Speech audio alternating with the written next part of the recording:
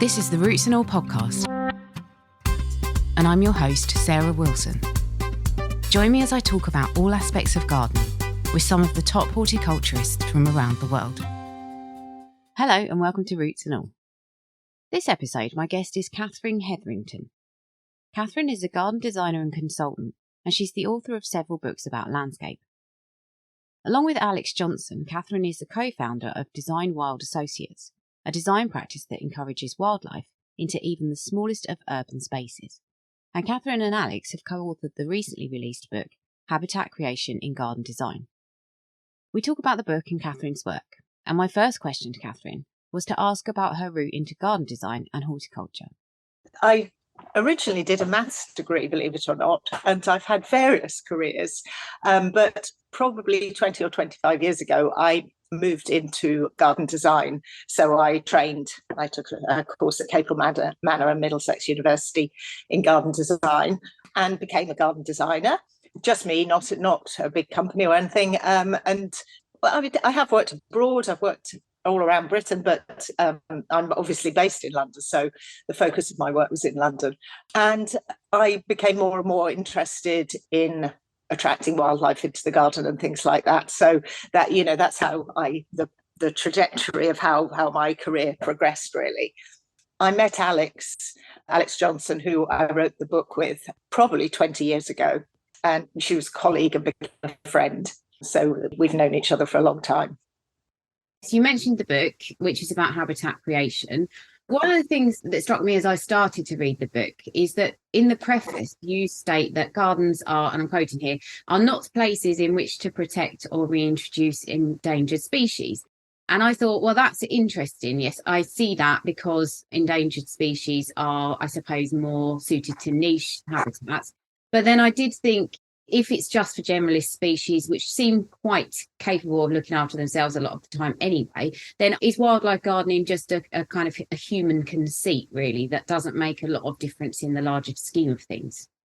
I'd say definitely not. I mean, the idea of protecting an endangered species or reintroducing one, it's much more of an ecological thing. You can't just do it just in one small garden. Wildlife need corridors, they need more space to be able to interact with other members of their species and to breed and things. So if the species isn't likely to live in your area, so for instance, you couldn't, in London decide you wanted to introduce some species that lived on chalk down and, it's just not possible.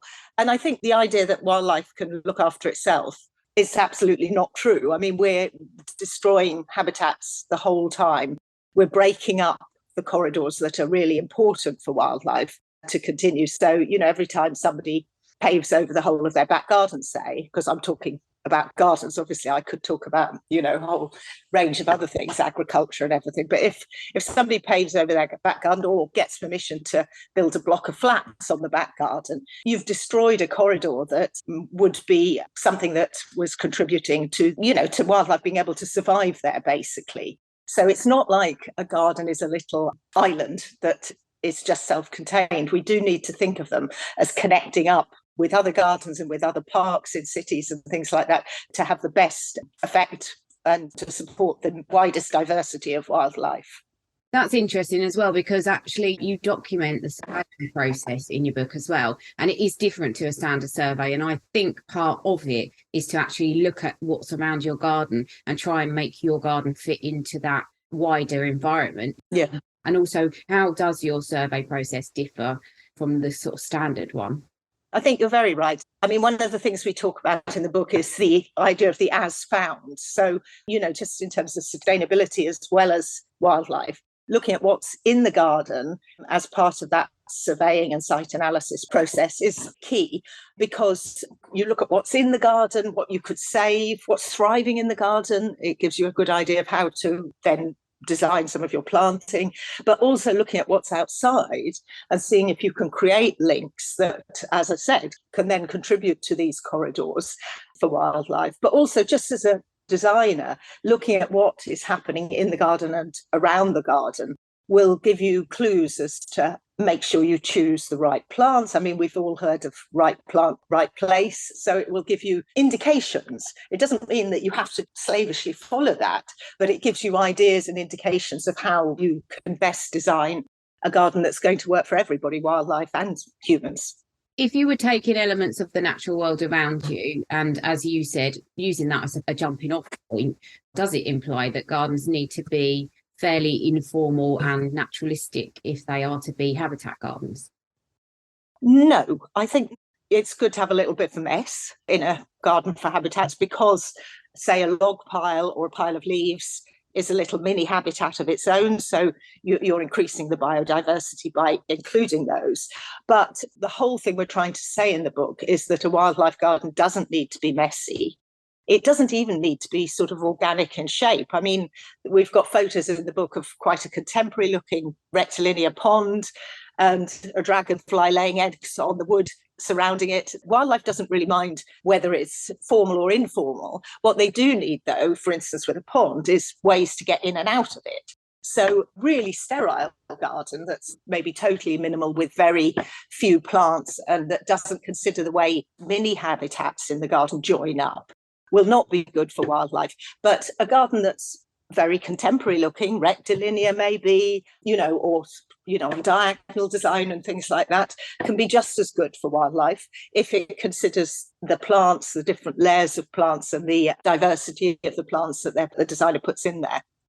And presumably you can do this at any scale as well. Yes, I mean, it's obviously a challenge to do it in a small garden, but there are simple things. And I think at the end of each chapter in the Habitat Creation in Garden Design book, we have a design tips thing. They're sort of really, straightforward things that you could perhaps consider. And I think, as I say, it's a challenge with a small garden, and something like a balcony or everything is even more of a challenge. But if you think about one of the fundamental ideas we put forward in the book is about layers. And so in ecology, you have a system of layers that with ecological names. So you're talking about layers at ground level, maybe layers below the ground, layers at ground level, then sort of shrubs at mid-level, and then trees at canopy level. In the book, we subdivide that a bit more. But if you think about that idea of layers, so if you think about the wildlife needing to go vertically as well as horizontally, and the way the layers join and interlink, you could do that in a small garden with just a few shrubs, maybe a small tree, if it's not too teeny, the garden, and then with ground cover. So it's understanding that sort of system of layers and how that can work best, even in very small spaces.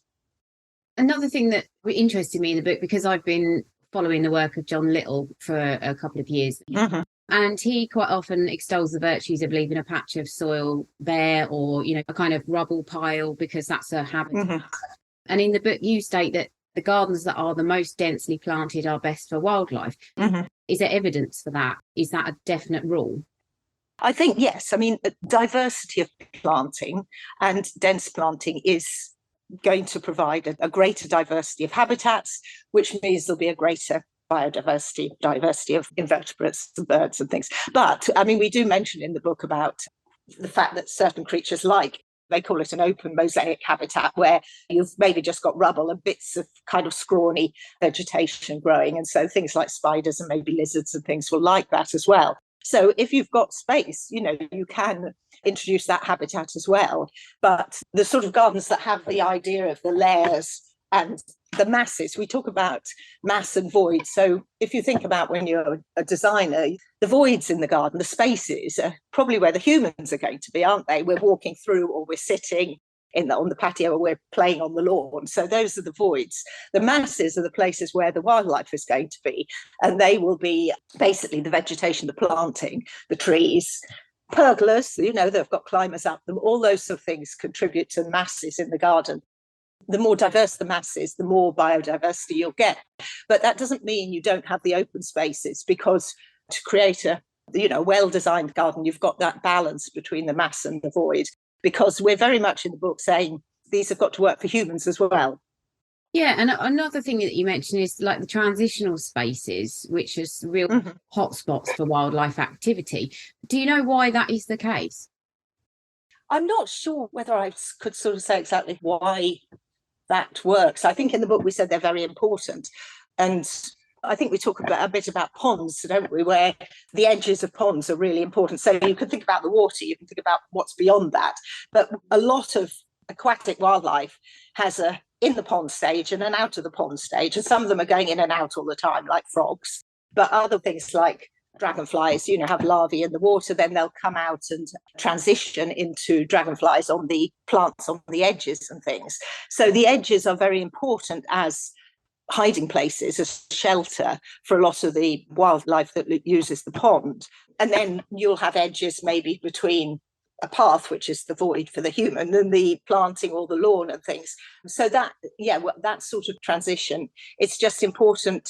I'm not sure I would say that's an ecological term at all, but it's in terms of design, it's important to remember those transitions and the fact that wild things want to shelter, they want some place to shelter, and possibly the edges are where they've got to suddenly come out into the open to cross this path. So considering that, I think just in terms of design is important.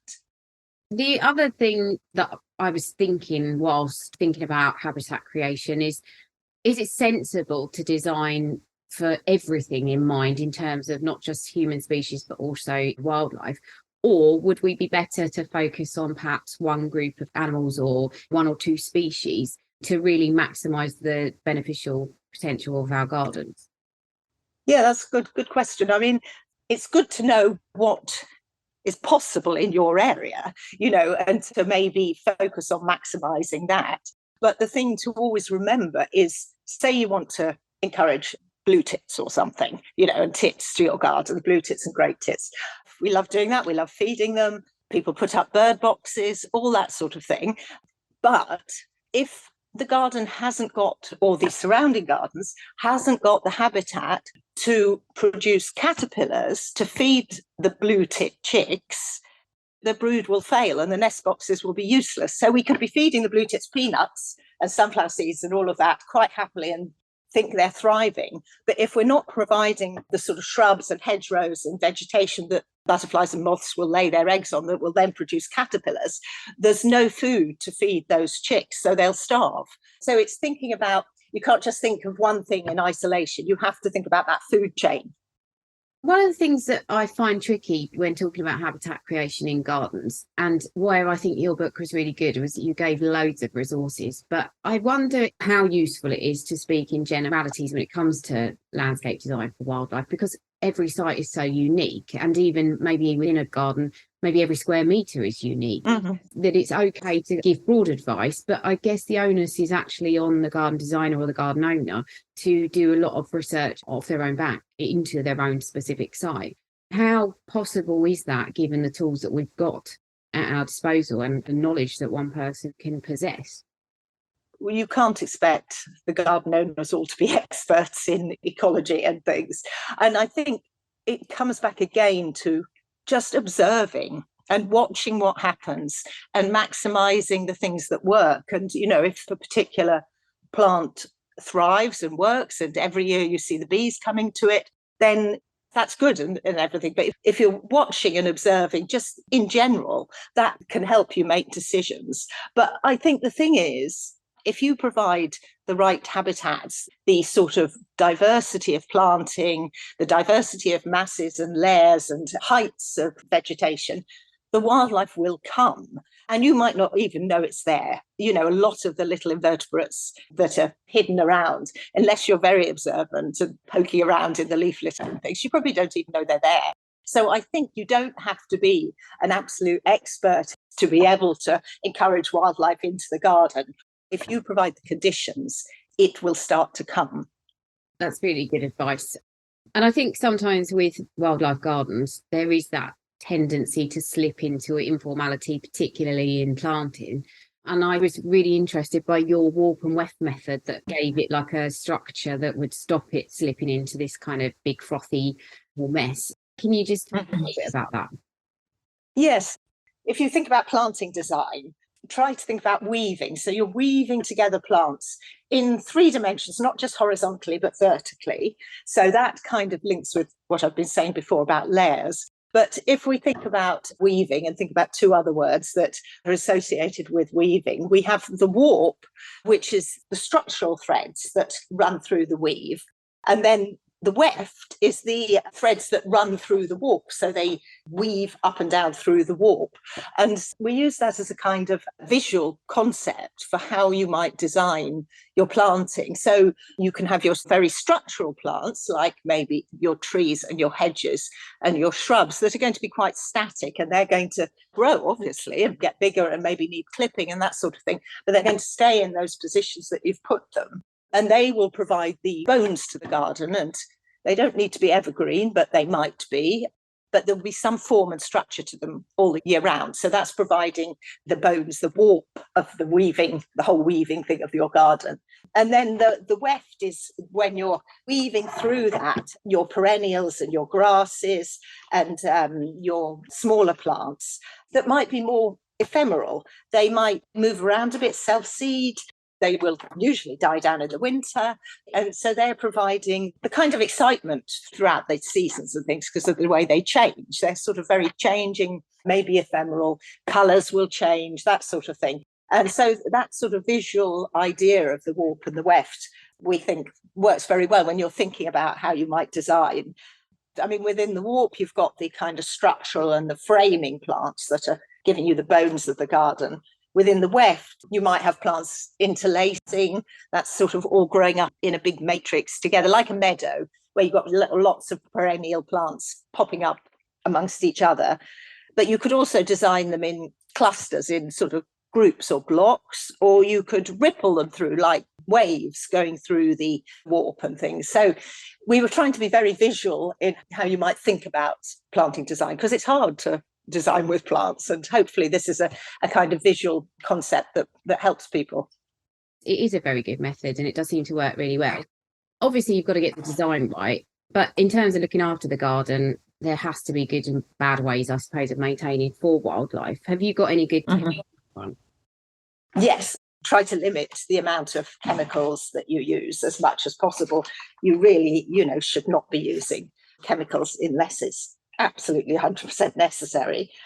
Plan for change, so change is good rather than bad. So don't think about the garden as being a static thing.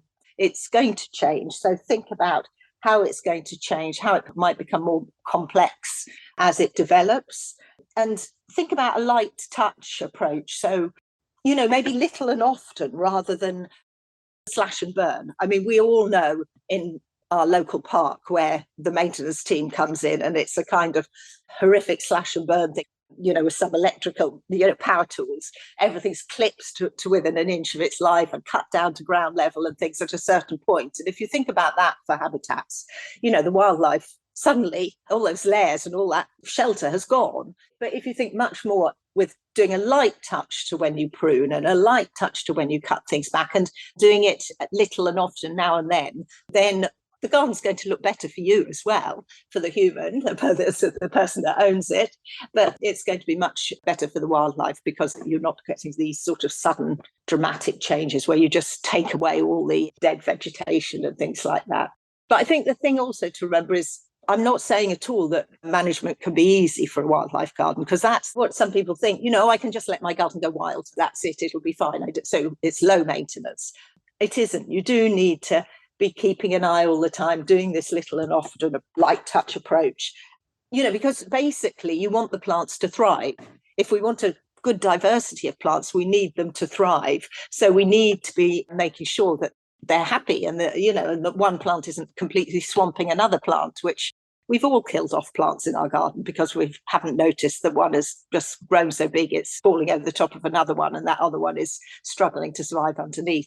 So we do need to keep an eye, make sure we're providing the best conditions for the plant, because we want them to flower, to produce nectar, to produce berries and hips and haws and things. So it is always observing and always looking at what's going on and tweaking here and there where you need to. And thinking about, as I said, I'll go back to it again, but thinking about using very, very, very few pesticides and chemicals, and never, never using peat-based compost. Thank you very much to Catherine for answering my questions about creating habitat for wildlife in your garden. I hope you learnt as much from Catherine as I did. and that you're inspired to create your own piece of garden habitat. And here's Dr. Ian Bedford to help you too, with another relevant and very much on-topic piece about your garden and the role it plays for wildlife. Over recent years, it's become clear that Britain's biodiversity, in particular our insects, are in dramatic decline. Not just because of global warming, climate change and insecticides, but from the sustained destruction of their natural habitats. And this will be all too obvious to those of us who remember the summers from not that long ago, when our seasonal weather was a lot more predictable, and when the countryside was where we could see many species of wildlife that have now become scarce. And perhaps we'll also remember visiting those unique habitats too, such as the natural ponds and the wildflower meadows, of which over 90% have been destroyed since the 1950s. And with those habitats, many of the things that typified a beautiful summer's day in the country have gone too, such as watching hundreds of orange, brown and blue butterflies bobbing and weaving amongst the carpets of brightly coloured wildflowers, whilst overhead little chains of white butterflies snaked and swirled like kite tails, accompanied by the natural vibrato of buzzing bees, chirping grasshoppers and trilling skylarks somewhere up amongst the wispy white clouds. So it's understandable that the problems occurring within the natural world are not only sad to see, but very worrying too. However, it is now accepted that Britain's biodiversity is in serious decline and that long-term solutions are needed to redress it.